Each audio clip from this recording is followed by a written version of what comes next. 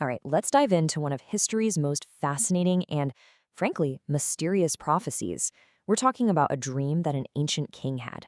A dream so troubling it not only decided the fate of his own court, but has had people talking for centuries. I mean, think about that for a second. What if a single, fleeting vision held the blueprint for the rise and fall of the world's greatest powers? It sounds like something out of a movie, right? Well, for one powerful king, this wasn't just a wild idea. It was a terrifying, sleepless reality.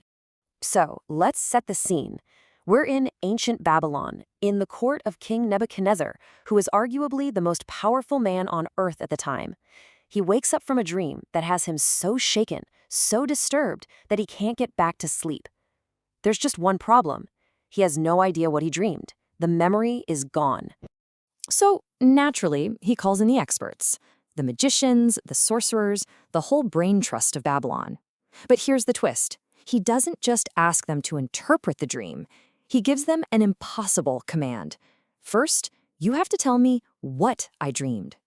And just so we're clear, the stakes are, well, they're brutally high. This isn't your average performance review. The ultimatum is simple. Get inside my head and tell me my forgotten dream, or you and your entire family will face a horrific, violent end. No pressure. You can just imagine the panic. These wise men are caught in a completely impossible situation. They try to reason with him, right? They say, look, king, tell us the dream and we'll tell you what it means. That's how this works. But to know the dream itself, no one can do that. So with the king's rage boiling over, his experts are backed into a corner. They're forced to make a confession that basically seals their fate, but it also opens the door for a totally different kind of wisdom to enter the picture. They finally have to admit it. They say, Your Majesty, what you're asking for, it's not humanly possible. The only ones who could reveal this are the gods, and they don't live down here with us. They're admitting this is a divine matter, not a human one. Now, this might sound completely bonkers to us, but you've got to understand their world.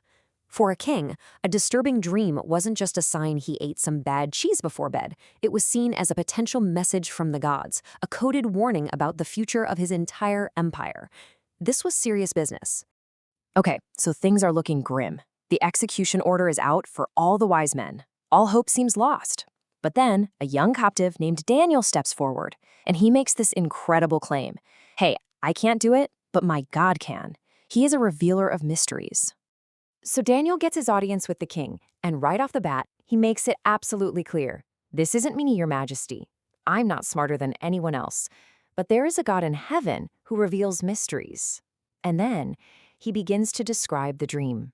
He talks about this colossal statue, dazzling and terrifying. But the strange thing is, it's made of different materials, starting with a head of pure gold, then silver, then bronze, then iron, getting less valuable and less stable as you move down to its feet. And then the dream gets really weird. A stone appears, seemingly out of nowhere. Daniel makes a point of saying it was cut without hands, which is code for this thing is supernatural. And this stone flies through the air and smashes right into the statue's weakest point, its feet of mixed iron and clay. And the result is total annihilation. The entire magnificent structure, from the gold head to the iron legs, is pulverized, all at the same time. It becomes like dust from a summer threshing floor, so fine that the wind just blows it all away without a trace. But what about that stone? Well, it doesn't just sit there. It starts to grow, and it keeps growing until it becomes a massive mountain that literally fills the entire earth, something permanent and huge replacing what was just blown away. You can just imagine the look on the king's face. He's probably floored. Daniel absolutely nailed it. That was the dream. But now comes the million-dollar question. What in the world does it all mean? So Daniel lays it all out. Each part of that statue, he says, is a great world empire. You, O king, he says, you're the head of gold. But after your glorious kingdom, another will rise, then a third, and then a fourth. Each one powerful, sure, but also representing a slow decay in value and unity. Now, for centuries, scholars and theologians have debated exactly which empires these are. The big argument usually comes down to that fourth kingdom of iron. Was it ancient Greece? Or, as the more traditional view holds, was it the mighty Roman Empire? It's a fascinating debate. But honestly, getting bogged down in the who's who of ancient history kind of misses the forest for the trees.